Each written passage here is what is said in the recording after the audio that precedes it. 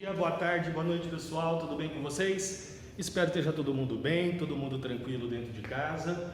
Hoje vamos gravar mais uma aula, dar continuidade para o nosso curso de História. Porém, antes eu queria dar um recado que a Vivi pediu para eu passar para vocês, que vocês já estão sabendo, né? Só para dar um reforçozinho, do concurso de desenho de arte gráfica para ambientação dos vestiários da FUMEP, tá? Então vocês que sempre ficaram reclamando que o nosso vestiário era muito velho, né? Que ele não estava mais bonito, que ele estava antigo. Tá na hora de vocês entrarem então, né, e participarem do concurso para fazer a arte gráfica, para desenhar lá, deixar bem pintadinho, bem bonitinho, do jeito que vocês querem, né, o vestiário que vocês vão usar pelos próximos anos, tá? Então aqueles que se interessarem, eu sei que tem uma galera que vive desenhando nas minhas aulas, né, que vive desenhando para lá, vive desenhando para cá, tem um monte de timidinho por aí, deixa de ser tímido, vamos participar, que vai ser bem interessante, tá? Quem ganhar vai receber uma mensalidade grátis, inclusive, se eu não me engano, no mês de setembro ou mês de outubro, que quando sai o resultado desse concurso, tá? Então, aqueles que se interessarem, vai lá, http://bit.ly, ou seja, bit.ly, repetindo, né? http://bit.ly/concurso desenho arte gráfica, tá? Ali vocês vão encontrar todo o regulamento, o e-mail, o endereço de e-mail onde vocês têm que mandar, né, o regulamento, os desenhos, a arte de vocês, está tudo muito bem explicadinho lá. Espero que vocês participem. Quanto mais gente participar, melhor, né? E vamos trabalhar, vamos para a nossa aula de História. As revoluções inglesas. Por que as revoluções inglesas, professor? Na nossa última aula, pessoal, a gente estava falando sobre a Revolução Industrial. E eu estava falando para vocês, passando os fatores que fizeram da Inglaterra a grande pioneira na Revolução Industrial, tá? Mas é óbvio que todos esses fatores que a gente está vendo para a Revolução Industrial, incluindo as revoluções inglesas que nós vamos trabalhar hoje, tá? São fatores que não fizeram só a Inglaterra pioneira na Revolução Industrial, mas são fatores que vão levar a Inglaterra a ser a pioneira industrialmente. Vai ser a pioneira e a primeira grande potência econômica e industrializada do mundo moderno, tá? Então, se a gente, além de ver lá, né, dinheiro, pirataria, tudo aquilo que a gente viu na nossa última aula, que fizeram da Inglaterra, né, uma grande potência econômica, que deram, vamos dizer assim, né, as bases para a Inglaterra fazer a sua revolução industrial, nada daquilo adiantaria se antes ou se a gente não tivesse, né, aqui no século XV, a Revolução Puritana e a Revolução Gloriosa, ou seja, as revoluções inglesas que vão se iniciar no ano de 1640, tá? E a primeira revolução que a gente vai ver é a Revolução Puritana, tá? Por que Revolução Puritana? Para começar, vamos pegar o nome. Puritana vem do puritano, do puritanismo, que a gente já trabalhou, né? Lá quando a gente viu a reforma protestante, a reforma religiosa, e ali a gente estudou o calvinismo. Eu falei que uma variação do calvinismo, ou até mesmo outro nome dado para o calvinismo na Inglaterra, era puritanismo, tá? Então, Revolução Puritana será uma revolução feita pelos puritanos na Inglaterra, ou seja, é uma revolução feita pela burguesia inglesa contra a monarquia inglesa, contra o rei da Inglaterra, o Carlos I, tá? E isso ocorre muito tempo antes, tá? Já se inicia muito tempo antes com a imposição da petição dos direitos, tá? A população inglesa, o parlamento inglês, na verdade, ela estava pressionando o rei. Não se esqueça que ainda era absolutista. A gente está aqui, ó, 1640, a gente está antes do surgimento do próprio iluminismo na França, tá? Então a gente deu alguns passinhos lá para trás para a gente entender o pioneirismo na Inglaterra. Voltamos um século praticamente, me desculpem, um século praticamente antes do movimento iluminista, tá? Então, a gente tem lá né, por volta de 1630, um pouco antes disso até, a tentativa da imposição da petição dos direitos, ou seja, onde o parlamento queria que os impostos, prisões, julgamentos e principalmente a convocação dos exércitos ingleses passasse por uma autorização do parlamento, ou seja, queriam retirar esses poderes do rei, tá, do Carlos I, e queria que o parlamento decidisse os impostos a serem cobrados, prisões, julgamentos e convocação do exército inglês, principalmente entrando em guerras, tá? Ou seja, eles queriam tirar poder da mão do rei. Porém, o rei, apesar de assinar a Declaração de Direitos, ele nunca vai seguir as declarações de direitos, tá? Ele assina essa declaração por uma pressão da burguesia, né? Vamos dizer assim, que por um medo, entre aspas, por um temor de perder apoio político e assim por diante, mas na prática ele acaba não cedendo, né, a essa petição, não cedendo a essa declaração, e ele, rei Carlos X, continua governando de uma forma despótica, continua governando de uma forma ditatorial, continua governando de uma forma absolutista, tá? Porém, entre os anos de 1840 e 49, né, iniciando principalmente em 42, na verdade a gente vai ter praticamente essa década inteira do movimento, mas a guerra civil em si, ela vai de 1642 a 1649. Então, entre os anos de 1642 e 49, a gente teve uma guerra civil, uma guerra dentro do Estado inglês, onde de um lado a gente tem a nobreza, né, sendo liderada pelo rei da Inglaterra, e do outro lado a gente tem a burguesia liderada por um burguês chamado Oliver Cromwell, tá? O Oliver Cromwell, principal líder da burguesia, versus rei, né, liderando a nobreza. A gente tem uma guerra civil e dessa guerra civil a gente tem a vitória da burguesia e a execução do rei, a execução do Carlos I. Ou seja, a partir do momento que a gente tem a vitória da burguesia, né, com a Revolução Puritana, a gente tem a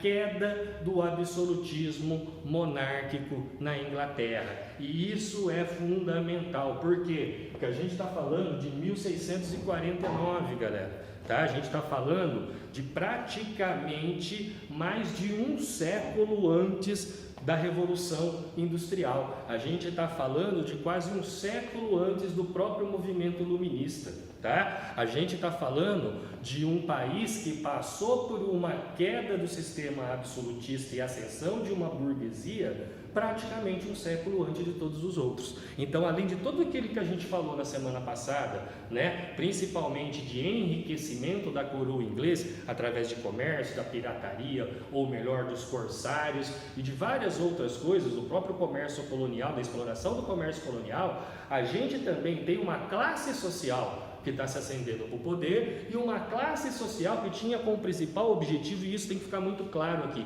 tá? Aqui na Inglaterra, a burguesia ela não está lutando simplesmente por um poder político. A burguesia ela está se ascendendo para o poder político para conseguir aumentar o seu poder econômico. O objetivo da burguesia era fazer o quê? É acabar com o absolutismo. Por quê? Porque dentro do absolutismo, dentro do mercantilismo que a gente trabalhou no começo do ano, né, que é a primeira fase do modo de produção capitalista, o capitalismo comercial, né, que inicia-se, né, dentro desse absolutismo monárquico, a gente tem, lembra lá da primeira grande característica, né, do capitalismo comercial, do mercantilismo, é a total intervenção do Estado na economia.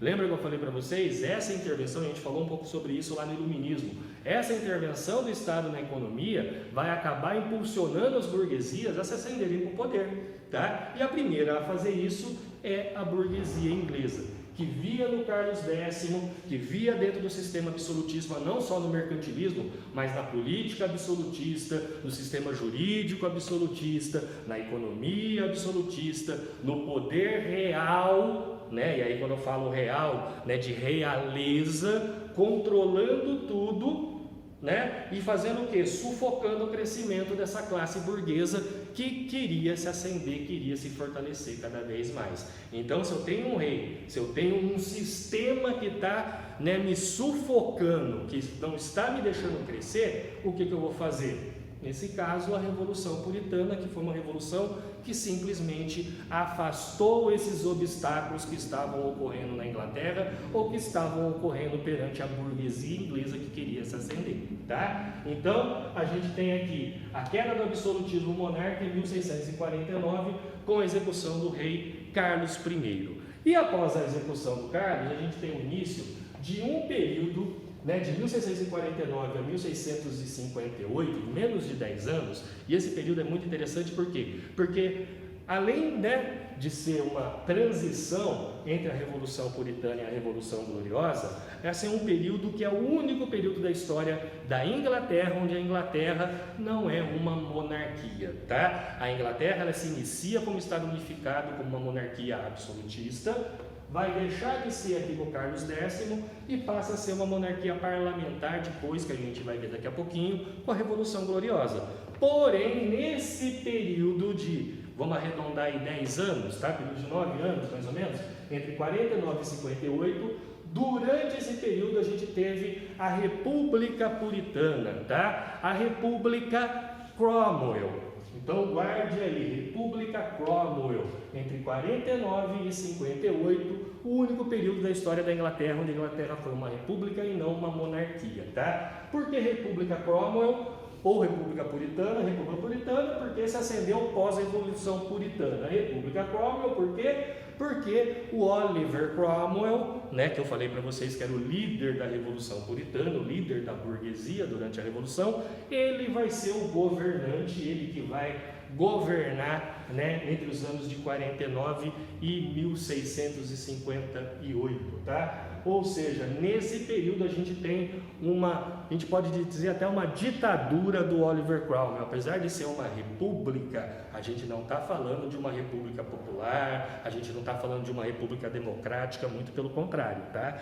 A gente tem o fim do absolutismo monárquico, o fim de uma monarquia absolutista, com a dinastia aqui do Carlos I, porém, apesar da implantação do sistema republicano, a gente tem um presidente ou um governante que vai governar de 49 a 58, tá? Sem eleições, sem nada. Porém, sim, com um parlamento, tá? Mas um parlamento formado pela burguesia e um parlamento que via no seu líder, que via no seu governante, que via no Oliver Cromwell, diferentemente do rei, diferentemente lá no absolutismo, um indivíduo que caminhava juntamente com os interesses da burguesia. E ato feito, uma lei criada pelo Oliver Cromwell, que vai ser fundamental também para o desenvolvimento econômico do capitalismo e para o próprio desenvolvimento da Inglaterra, foi o ato de navegação. O ato de navegação é um ato que vai proibir o tráfico negreiro em águas internacionais, tá? Ou seja, a partir daqui, a Inglaterra,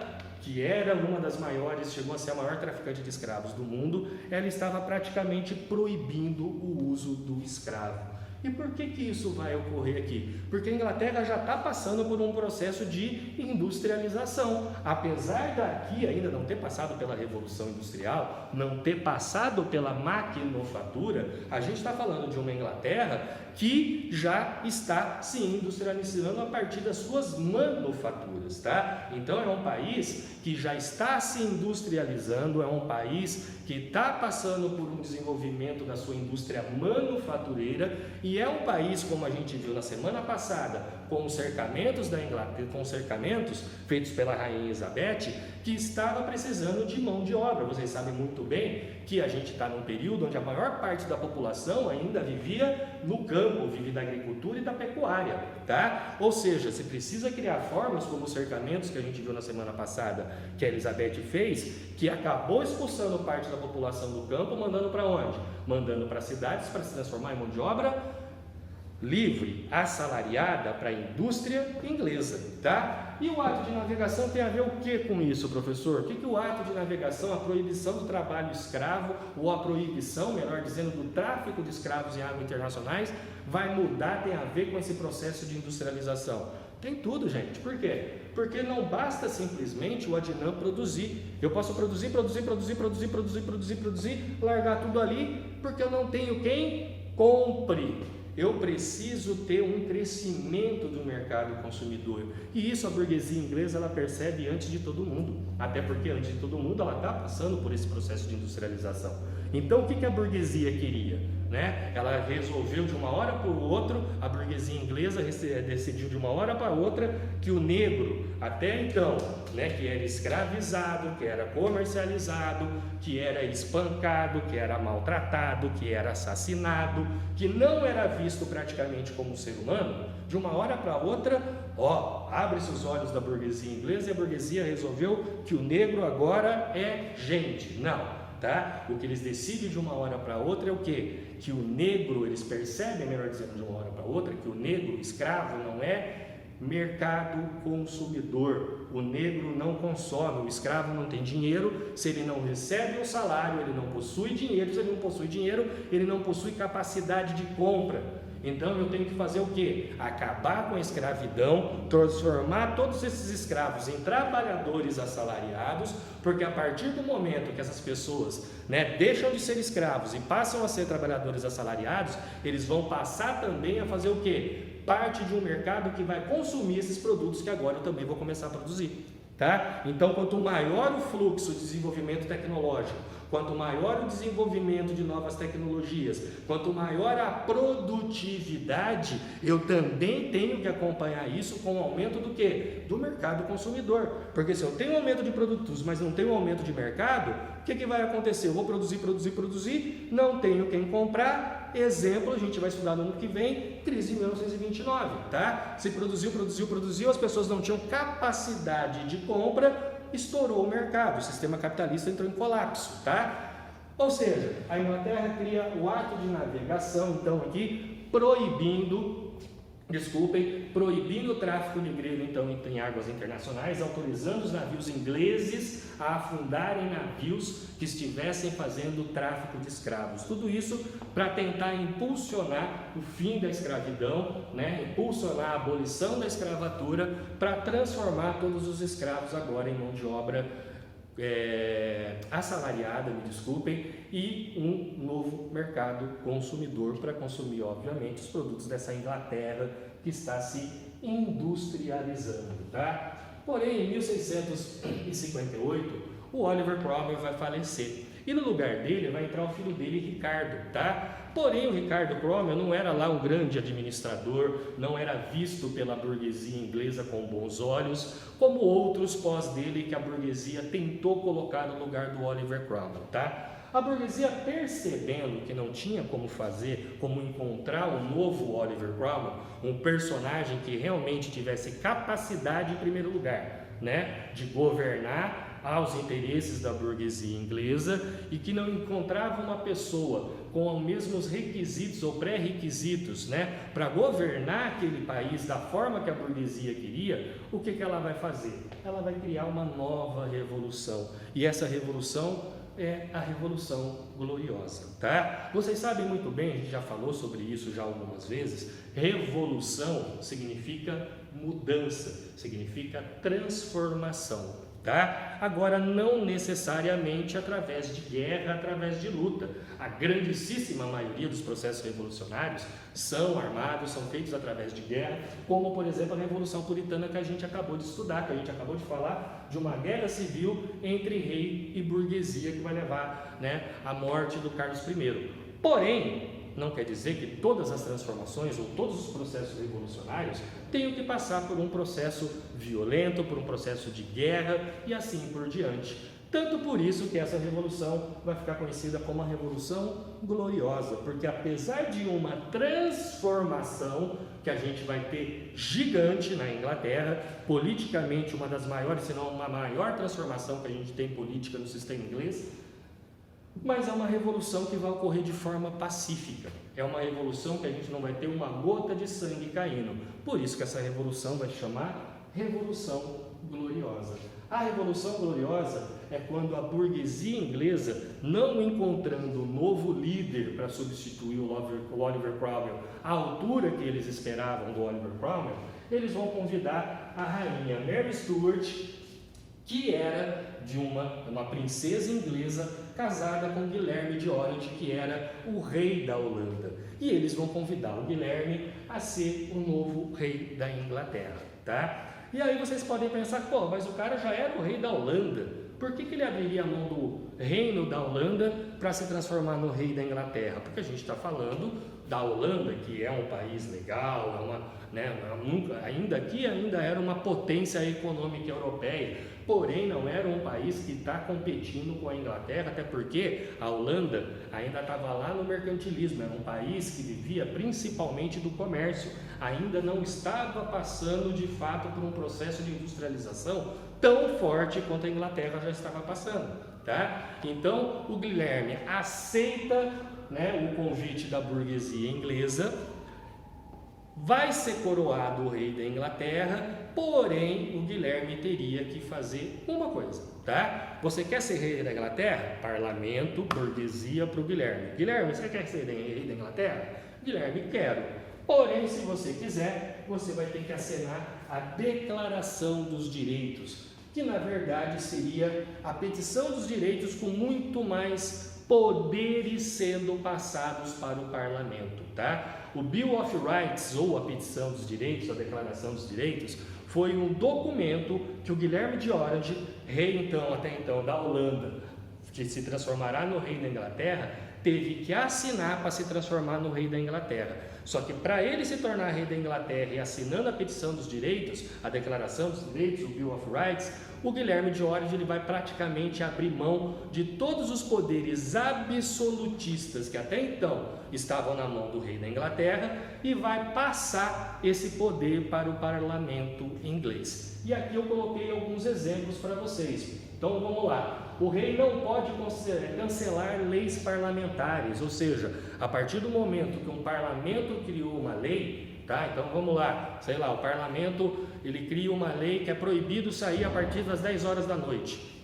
A partir das 10 horas da noite todo mundo tem que estar dentro de casa, tá? O rei o Guilherme não teria poder de ir lá vetar essa lei, por exemplo, tá? Ou seja, uma lei do parlamento não pode ser vetada mais pelo rei da Inglaterra. O trono poderia ser dado a quem o parlamento escolhesse. Então, da mesma forma que o parlamento escolheu o Guilherme, se amanhã quisesse tirar o Guilherme e colocar uma outra dinastia no poder, beleza. É agora um poder do parlamento escolher o rei da Inglaterra. O orçamento anual agora passa a ser votado pelo parlamento e aprovado pelo parlamento. Se vocês não sabem, todo país tem um orçamento anual. O Brasil tem seu orçamento anual, os Estados Unidos, Inglaterra, Paraguai, todo mundo tem um orçamento anual, tá? E esse orçamento anual era gasto ao Deus dará da forma que conviesse ao rei. Então amanhã, se o rei da Inglaterra quisesse entrar em guerra com a França, aquilo não estava no orçamento mais antes, ele entrava em guerra e muitas vezes isso gerava o quê? Um custo ao Estado muito grande, gerava crises econômicas muito grandes, que muitas vezes respingava, obviamente, na classe mais rica, que era a burguesia. Agora, a partir de então, todo o orçamento anual passa a ser controlado pela burguesia, pelo parlamento, da mesma forma que as contas reais, ou seja, os gastos da coroa real, da família real inglesa, têm que ser todos aprovados pelo parlamento inglês, tá? Além disso, os católicos serão afastados da sucessão. A partir da Declaração dos Direitos, somente puritanos, somente protestantes podem assumir o cargo de rei ou de rainha da Inglaterra. E aqui o mais legal de todos, a criação do Banco da Inglaterra. Por que é o mais legal de todos? Porque o Banco da Inglaterra deixa claro para a gente qual era o objetivo da burguesia inglesa quando ela iniciou a Revolução Puritana aqui por volta de 1640, iniciou a guerra em 1642, derruba o Carlos, coloca o Oliver Cromwell no poder, cria a Revolução Gloriosa, que vai criar um sistema parlamentarista, tá? Vai criar o parlamentarismo monárquico inglês, o primeiro sistema monárquico parlamentar da história, que por sinal é até hoje o sistema político da Inglaterra, tá? Fica tranquilo que eu não esqueci do Banco da Inglaterra não, eu vou voltar para ele, tá? Como que funciona o sistema parlamentar inglês, gente? A gente tem um povo, toda a população inglesa que elege o seu parlamento. O que seria o parlamento, gente? Se a gente for fazer uma comparação de Brasil com Inglaterra, o parlamento seria a nossa Câmara dos Deputados e o Senado brasileiro, ou seja, o poder legislativo, são aqueles indivíduos, aqueles representantes do povo, eleito pelo povo, que tem como função criar leis, tá? Então, o povo vota, elege um parlamento, elege seu corpo legislativo. Esse corpo legislativo vai indicar o que eles chamam de primeiro-ministro, tá? Em outros países, como por exemplo a Alemanha, chanceler, chancelaria, primeiro-ministro, na 90% dos casos é a mesma coisa, tá? O que é o primeiro-ministro aqui nesse caso? O primeiro-ministro seria o presidente da República no sistema presidencialista, ou seja, ele é o chefe do poder executivo, que nada mais é que um representante do parlamento. A diferença então é que, por exemplo, entre o sistema parlamentar inglês e o sistema presidencialista brasileiro, né, a gente teve, por exemplo, o impeachment do Collor e o impeachment da Dilma, né, há alguns anos atrás. Esses dois processos de impeachment foram processos que duraram meses e meses e meses a fio. Por quê? Porque o processo de impeachment é um processo muito mais longo, porque o chefe do poder executivo, no nosso caso o presidente da República, ele é eleito diretamente pelo povo. Então o parlamento não tem poder direto para retirar esse cara.